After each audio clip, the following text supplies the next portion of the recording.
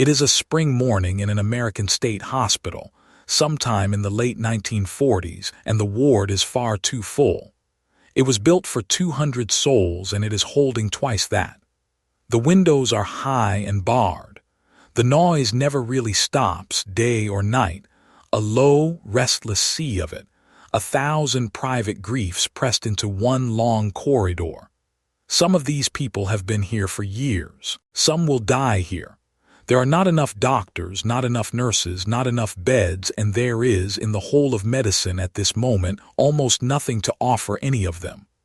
No pill that touches the worst of it.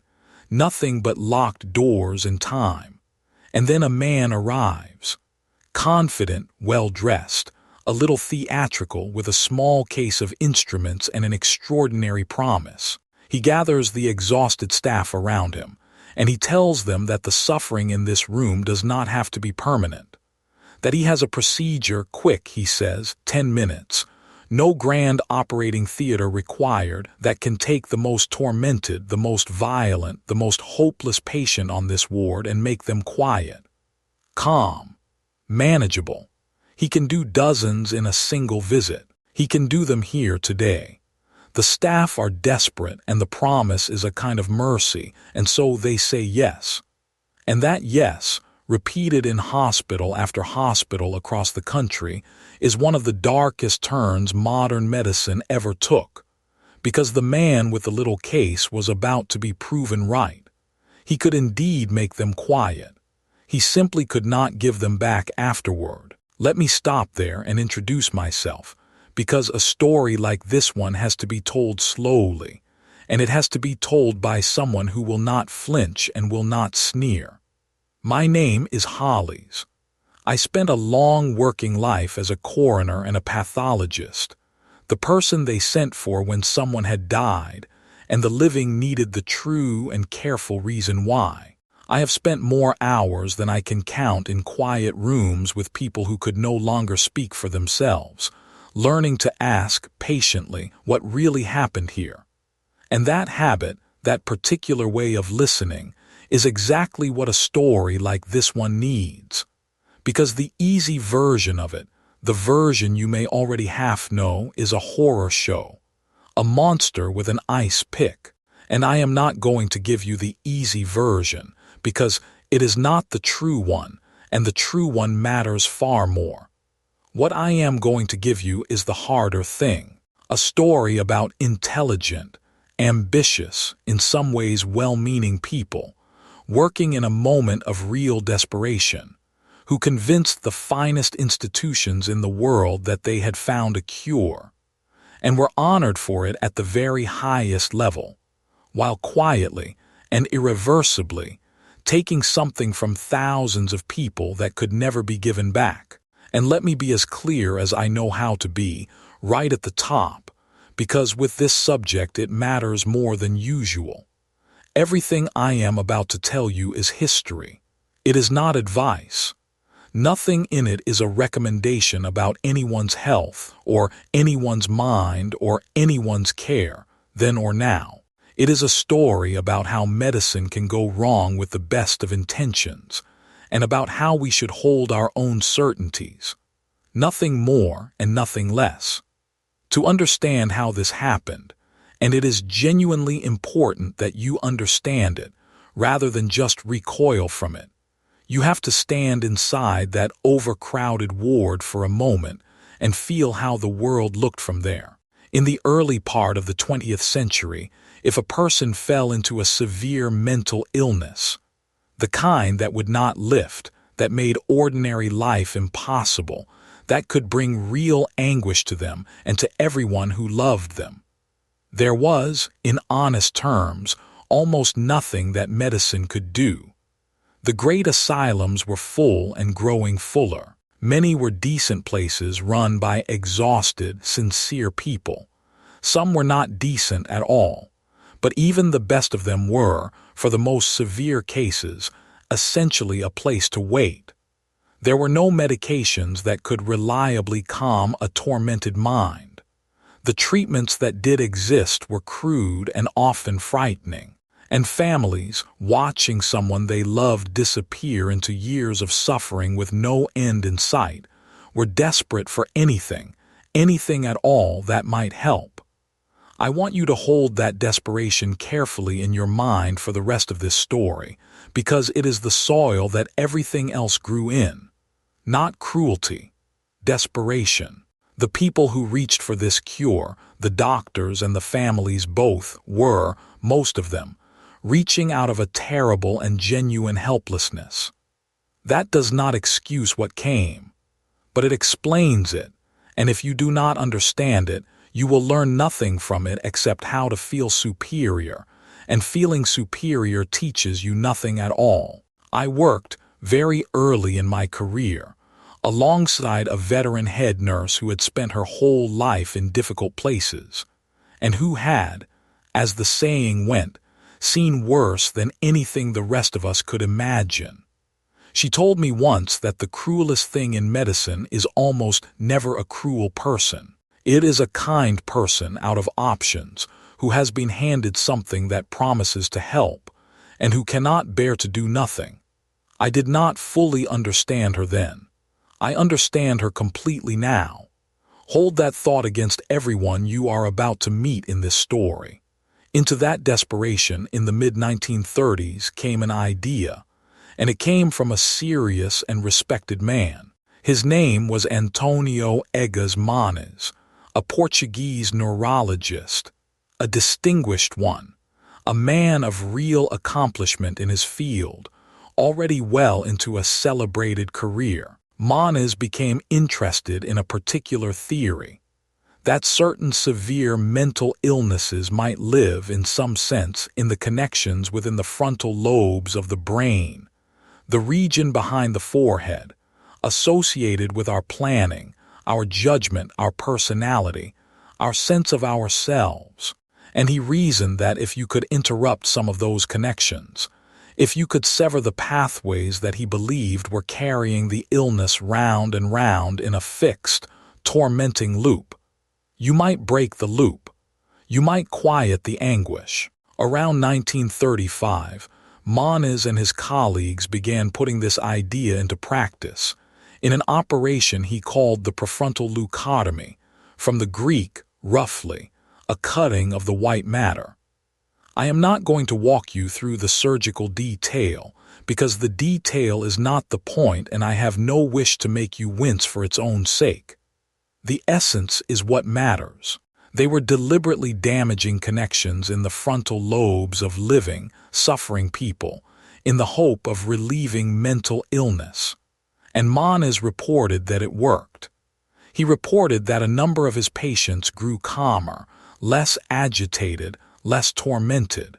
He published his results, and the idea began, quietly at first, to spread. And I must be fair to Moniz, because fairness is the whole discipline of a story like this. He was not a reckless man by the standards of his day. He operated in a hospital on a small number of patients with what he believed was rigor, and he followed them and wrote up what he saw. The reports he published were, by the scientific manners of the 1930s, taken as serious work by serious people. His original operation was a careful, deliberate thing, and it is worth remembering that, because what came after, what happened when the idea crossed an ocean and met a hurry, was something he did not do, and by some accounts something he grew uneasy about. The distance between the first careful cut and the craze it became is one of the most important things in this entire story. And now I come to the single most extraordinary fact in this entire story, and I want you to brace for it, because when I first properly understood it, I had to read it twice. In 1949, Antonio Egas Moniz was awarded the Nobel Prize, the Nobel Prize in Physiology or Medicine, the highest honor that the world of medicine can bestow for the development of the leucotomy, the operation that became known as the lobotomy, the very highest recognition science offers, given for this. It was not the work of a fringe crank operating in the shadows. It was, for a time, honored at the absolute summit of legitimate medicine. I want to sit with you in the weight of that because it is the whole engine of the story. When we look back and ask how tens of thousands of people could be subjected to this, part of the answer is simply that. The Nobel Prize, the prestige of it, the stamp of the most respectable authority in the world, saying, in effect, this is real, this is medicine, this is progress. And I have to flag something for you clearly and honestly, because it is a live matter to this day, and I will not tidy it away. That prize remains one of the most controversial the Nobel Committee has ever given. In the decades since, as the true cost of the lobotomy became undeniable, there have been calls, repeated, serious calls, for it to be rescinded, revoked, taken back. The committee has not done so, and so it stands still, an uncomfortable monument on the record of science's highest honor. I am not going to render you a verdict on that argument. I am going to do the more useful thing, which is to make sure you know the argument is real and ongoing and that reasonable people are still uneasy about it. Hold that discomfort. It is the correct response, because a prize does not perform operations. People do. And to understand how the lobotomy went from a European neurologist's careful procedure to a craze that swept through American hospitals, you have to meet the man who became its great champion in the United States. His name was Walter Freeman. Freeman was a neurologist, a physician of the nervous system, an energetic, charismatic, restlessly ambitious man, a gifted showman with a real gift for publicity. Working together with a trained surgeon named James Watts, Freeman brought Moniz's operation to America and began performing and promoting it. In these first years, the two of them worked as a pair. The way the operation was meant to be done, Watts, the surgeon, doing the surgery in a hospital with the care that brain surgery demands. And Freeman was a believer. Not a cynic, not a fraud, a true, burning believer.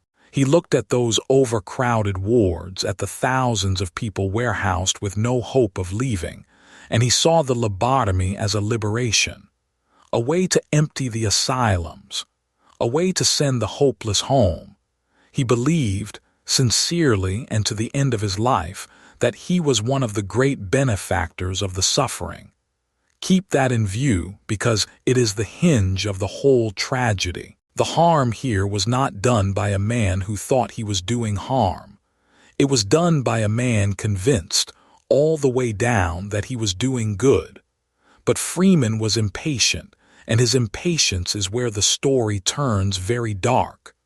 The original operation required a surgeon, an operating theater, time, and care. And to Freeman's mind, that was the problem. There were tens of thousands of people suffering in state hospitals across the country, and this careful, expensive, hospital-bound procedure could never reach them all. He wanted something faster, something cheaper, something that could be done almost anywhere in minutes without a full surgical setup. And so, around 1946, he devised a new method. I am going to describe it soberly, and only as far as I must, because you need to grasp what it was in order to understand the scale of what followed, but I have no intention of dwelling on it, and I will spare you the things that do not serve understanding. It was called the transorbital lobotomy. The word transorbital refers to the eye socket, the orbit, because that was the route it took. Freeman found that he could reach the frontal lobes by passing a slender instrument through the thin bone at the top of the eye socket, and once there, severing connections in the front of the brain. The instrument he used in the early days was famously modeled on an ordinary ice pick from his own kitchen drawer, which is how this procedure earned the grim nickname it has carried ever since. It required no surgeon. It required no operating theater. It could be done in a doctor's office, in a ward, in minutes. And that is precisely what made it so catastrophic. James Watts, the actual surgeon, was appalled. He believed this was no longer real surgery, that it had become something reckless, something done too fast and too casually to a human brain, and the two men eventually parted ways over it. I think that detail deserves to be remembered.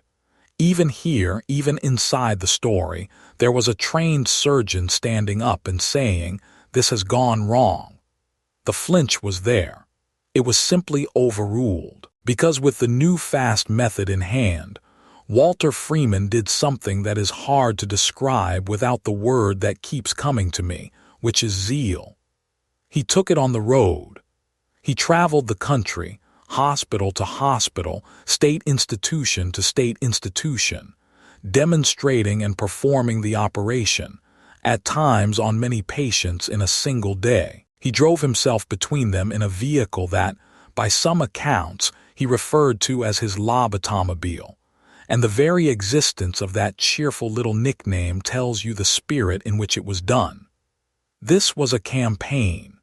He performed over the course of his career on the order of some 3,000 of these procedures himself. And he was only one man, the most visible of many. Across the 1940s and 50s, the lobotomy, in its various forms, was performed on tens of thousands of people in the United States alone. And here is the part that I, as someone who spent a career insisting on the true reason for things, find hardest to say calmly. It was not reserved for the most extreme and hopeless cases, the way it had first been imagined. The threshold slipped, as thresholds do. It came to be used for a widening range of conditions, from severe, genuinely disabling mental illness, yes, but also in too many cases for people who were simply considered difficult, agitated, unmanageable, inconvenient to a crowded ward or an overwhelmed family. And I have to tell you plainly, because it is true and because looking away from it would be its own small cowardice, that the burden did not fall evenly. Women were subjected to it in disproportionate numbers. So were people already institutionalized, already powerless, already without a voice. And the matter of consent, of the patient themselves genuinely understanding and agreeing to what was to be done to their own brain, was, in a great many cases, minimal, or absent altogether. Decisions made for them about the most intimate part of who they were by other people. I want to pause on that word, consent, because in my old work it was sacred, and here it very often simply was not present. To agree to something truly, you have to understand what it is and what it might cost, and to be free to say no. A great many of the people this was done to could not, in any meaningful sense, do any of those three things. They were unwell, or they were children, or they were confined and powerless, or they were simply never really asked. And a cure done to someone who could not refuse it is a very different thing from a cure someone chose, even when everyone involved believed with a whole heart that they were being kind. That gap between good intentions and genuine consent is where so much of the harm in this story quietly lived. So let me speak now about what it actually did, because a story about tens of thousands of people is too large for the mind to feel, and I do not want these to be numbers to you. I want them to be people. The lobotomy did, in a certain narrow and terrible sense, deliver on its promise. It could make a tormented person calm. It could quiet agitation, dampen distress, still the storm. And in a minority of cases, families and doctors reported that a patient seemed genuinely more settled, more at peace than before. And I flag that honestly, because to pretend the procedure did nothing anyone ever welcomed would be its own distortion. And I have promised you the true version. But the cost of that quiet.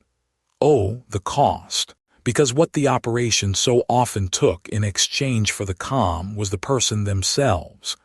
Many patients emerged permanently changed, blunted, flattened, emptied of some essential spark. The initiative gone, the liveliness gone, the particular fire that made them who they were dimmed or extinguished. A daughter who came home calm, yes, but no longer quite her.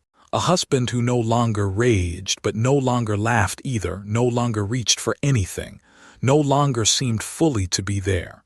Some were left far more disabled than before, needing lifelong care, and some did not survive the procedure at all.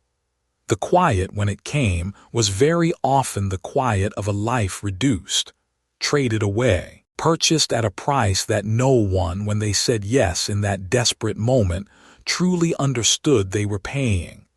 This is the point in a lecture where a certain kind of narrator reaches for a flourish, a dark joke, a grim little punchline. I am not going to. There are places where the gallows wit that I am, I confess, somewhat known for simply has no business being, and standing among these particular people is one of them. They were somebody's mother, somebody's son. They deserve, at the very least, to be spoken of gently by a stranger a lifetime later, so I will speak of them gently. Let me tell you about one of them by name, because she has a name that you may know, and because her story, told with care, holds the whole tragedy in a single life. Her name was Rosemary Kennedy.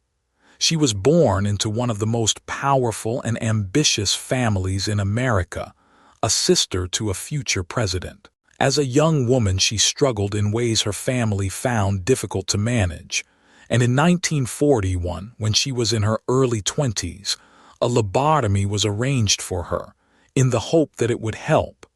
It did not help. The procedure left her permanently and profoundly incapacitated. The young woman who had written letters, who had gone to dances, who had had a life ahead of her, was gone. She required care for the rest of her long life, largely out of the public eye. I ask you to sit with that quietly, and not as a scandal but as a sorrow.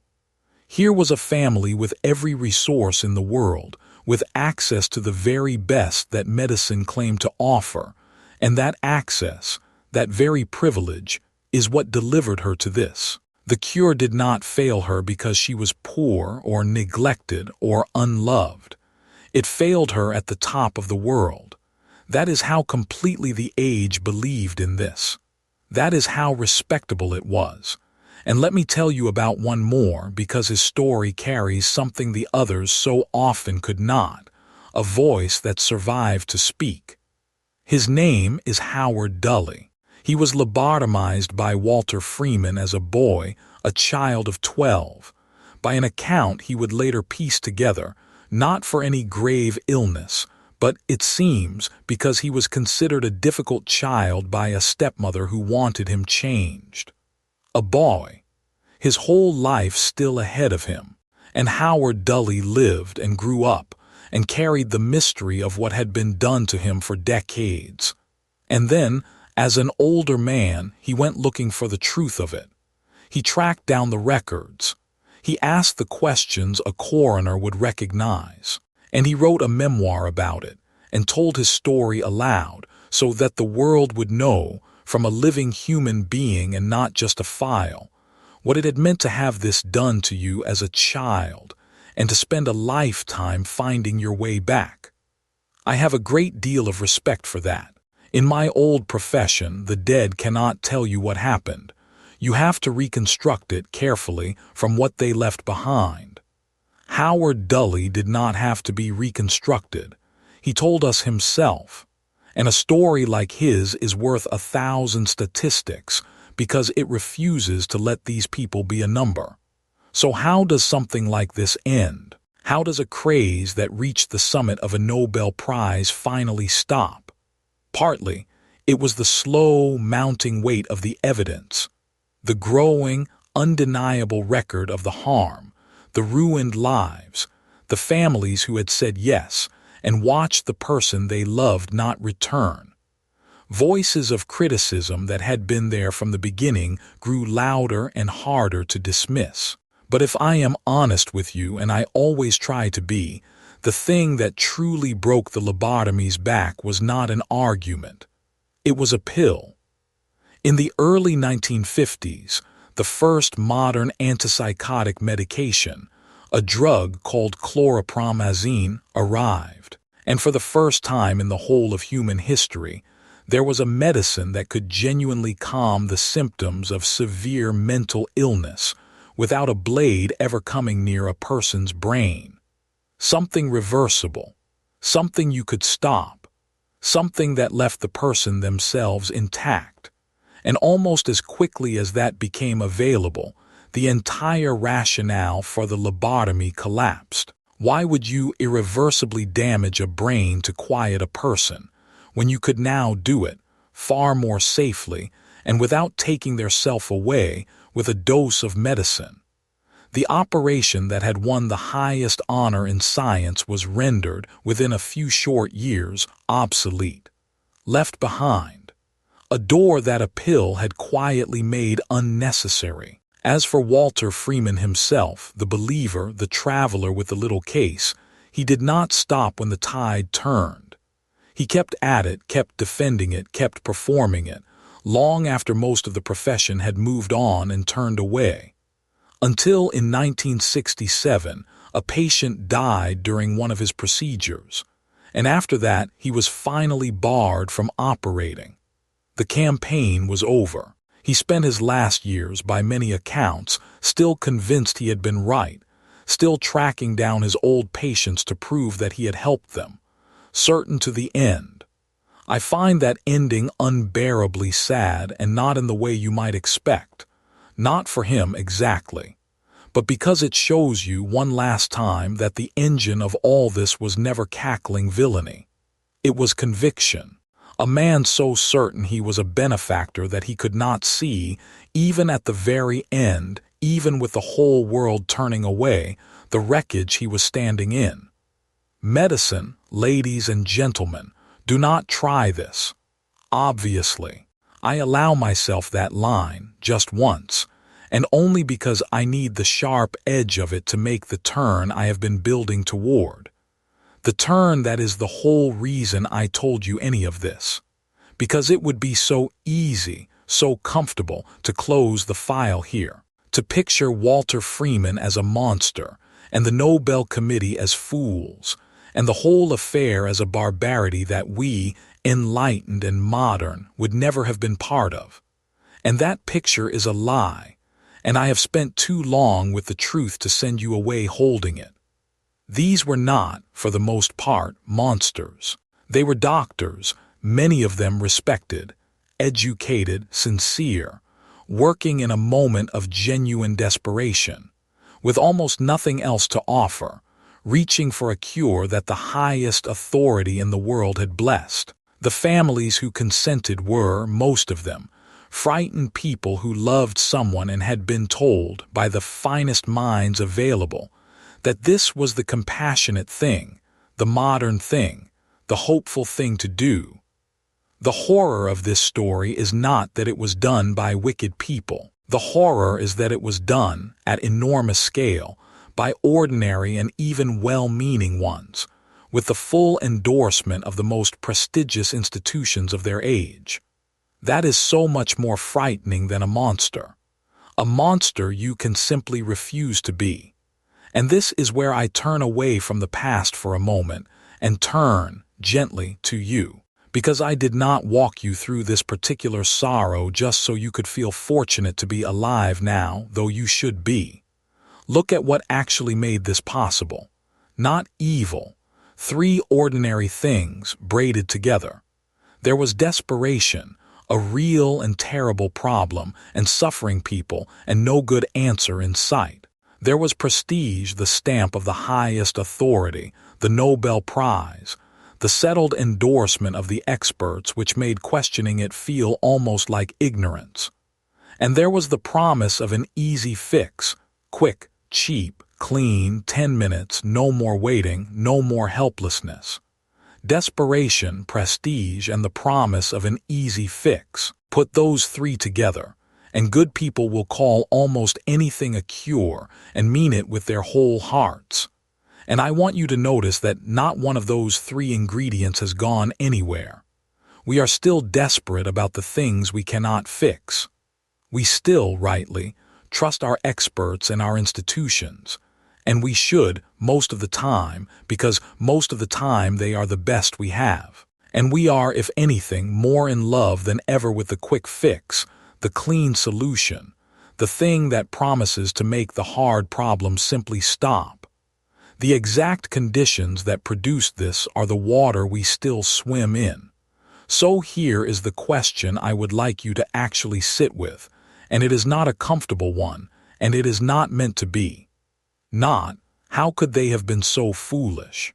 But rather, what is it, right now in our own time, that everyone knows, that the experts endorse, that promises to make some hard thing easy, that a careful person 100 years from now will read about and go very quiet? Because there is something. There is always something. Every generation is certain it has finally left the dark behind, and every generation is partly wrong and does not yet know which part. The people in this story were not more foolish than us. They were us, with fewer answers and the same hopeful, trusting, easily reassured human heart.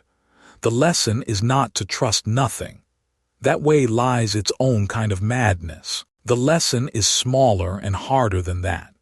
It is to hold even our most confident cures a little more humbly. To remember that prestige is not the same as proof, that a promise of ease should make us more careful and not less, and that the most dangerous mistakes in the history of medicine were made not by the reckless, but by the certain.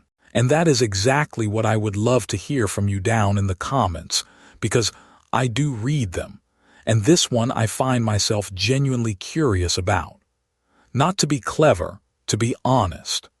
What do you think it is?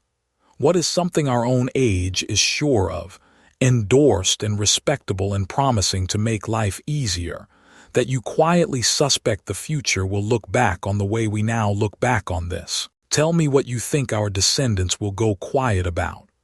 I want to read what you see. A young colleague of mine, I will call him Toby, for he would not thank me for the attention, once asked me, after a long day, whether it ever stops being heavy learning things like this. And I told him the truth, which is no, it does not, and that the day it starts to feel light is the day you should find another line of work. We carry these stories carefully because the people in them could not carry anything at all afterward. That is the whole of it. For my part, I will keep doing what old coroners do, which is telling you the true and careful reasons behind things, one story at a time, with respect for everyone in them and no false comfort at the end.